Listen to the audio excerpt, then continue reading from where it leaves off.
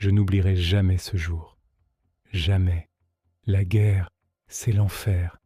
Mais ce que j'ai vu ce jour-là, ça venait d'un endroit encore plus sombre. On était en pleine bataille, au cœur des forêts d'Europe. Le froid nous mordait les os et la peur était notre seule compagne. On était face à une unité ennemie bien retranchée. Le combat faisait rage depuis des heures. Les balles sifflaient, les obus explosaient et on perdait des hommes. Soudain, tout est devenu silencieux. Un silence de mort plus terrifiant encore que le vacarme des combats. Les tirs ennemis se sont arrêtés net. On a pensé à un piège, une ruse.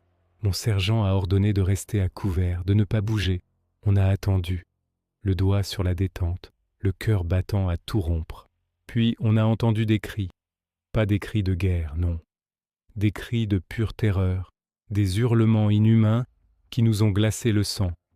Ils venaient du camp ennemi. On ne comprenait pas ce qui se passait. On a rampé jusqu'à une crête pour observer. Ce qu'on a vu, je peine encore à y croire. Une chose se déplaçait parmi les arbres, là où se trouvaient les positions ennemies. Ce n'était ni un homme, ni un animal que je connaissais.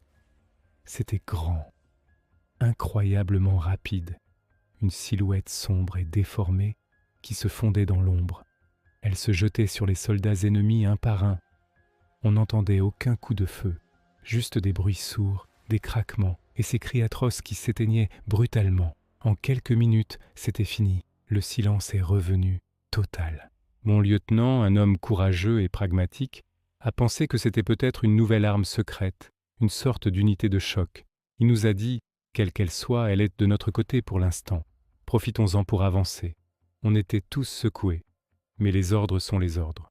On a progressé avec une prudence extrême vers les lignes ennemies désertées. La scène était macabre. Des corps démembrés, des armes tordues comme du simple fil de fer. Pas une seule blessure par balle. C'était une boucherie. On a traversé leur campement en ruine, l'odeur du sang et de la peur flottant dans l'air. C'est là que les choses ont basculé.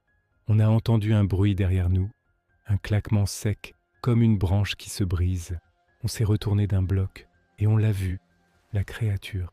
Elle se tenait à la lisière de la forêt, à peine à 50 mètres. Elle était encore plus grande de près. Des membres longs et fins, une posture voûtée et des yeux. Je n'ai jamais vu de tels yeux.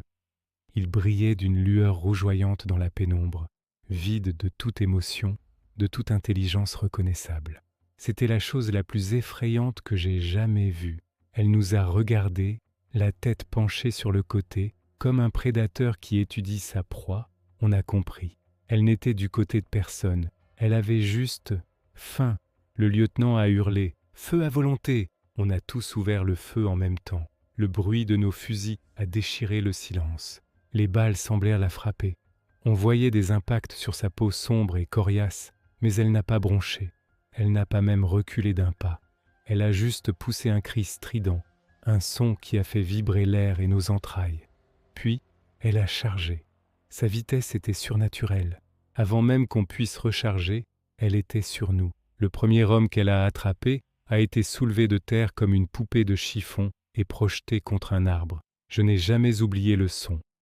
Le chaos a éclaté. C'était chacun pour soi. On tirait, on criait, on essayait de fuir. Mais il n'y avait nulle part où aller. Elle se déplaçait dans nos rangs, invisible et mortelle. Un homme disparaissait dans l'ombre, puis on entendait un cri étouffé. Un autre essayait de grimper à un arbre, et une griffe sombre le happait par la jambe. J'ai couru comme jamais je n'avais couru de ma vie, sans regarder en arrière. Je pouvais entendre les cris de mes camarades s'estomper derrière moi. À mes côtés, il y avait Pierre, un jeune de mon âge, aussi terrifié que moi. On ne sait pas parler, on a juste couru, l'adrénaline nous brûlant les veines. On a couru à travers les bois, trébuchant sur les racines, les branches nous griffant le visage. On n'osait pas s'arrêter. On avait l'impression que si on s'arrêtait, ne serait-ce qu'une seconde, elle serait sur nous. Après ce qui a semblé une éternité, on s'est effondré, à bout de souffle, au fond d'un ravin boueux. On est resté là, caché, tremblant, écoutant le moindre bruit. Pendant des heures, on n'a rien entendu d'autre que le vent dans les arbres et les battements de nos propres cœurs. La nuit est tombée. Une nuit longue et terrifiante. On n'a pas dormi. On est restés blottis l'un contre l'autre, nos fusils serrés contre nos poitrines, priant pour que le jour se lève. Au petit matin, transi de froid et de peur, on a osé sortir de notre cachette. On est retourné sur nos pas, avec une lenteur infinie. Il n'y avait plus personne, ni les corps de nos ennemis, ni ceux de nos amis, juste des armes abandonnées, des casques cabossés et des taches sombres sur le sol. Tout avait disparu, toute notre section effacée de la surface de la terre. Seuls Pierre et moi avions survécu. On a marché pendant 2 jours avant de retrouver une unité alliée. Quand on a raconté notre histoire, personne ne nous a cru. On nous a parlé de chocs post-traumatiques, d'hallucinations de combat. On nous a dit que notre section avait été anéantie par une contre-attaque ennemie surprise. Ils ont classé l'affaire. Mais Pierre et moi, on savait. On savait ce qu'on avait vu. Cette chose existe. Elle est là, quelque part, dans les forêts sombres du monde. Et parfois, la nuit, quand je ferme les yeux, je vois encore cette lueur rouge dans l'obscurité. Merci de m'avoir écouté. Si cette histoire vous a intrigué, abonnez-vous pour ne pas manquer les prochaines. Prenez soin de vous.